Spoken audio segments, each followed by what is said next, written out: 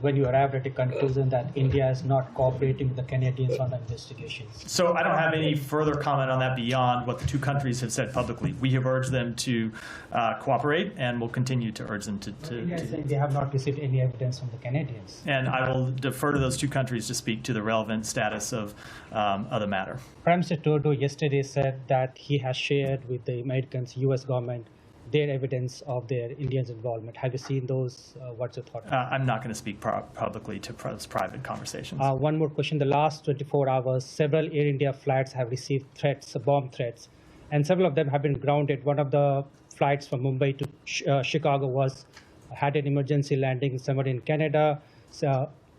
Fighter jets were scrambled in Singapore for the flights. This comes after months of threats coming from several citizens in the U.S. that blew up the Air India plane coming from the U.S. and Canadian soil. How do you see that?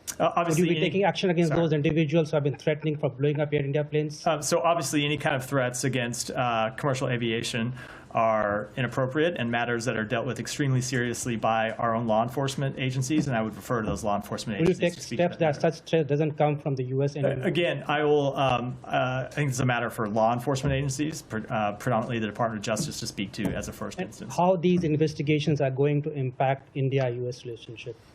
Which investigations? The one that has come today. The U.S., I didn't know if you were referring to these other questions or to the first one. So look, India continues to be an incredibly strong partner of the United States. We work with them on a number of matters, including our shared vision for a free, open, prosperous Indo-Pacific.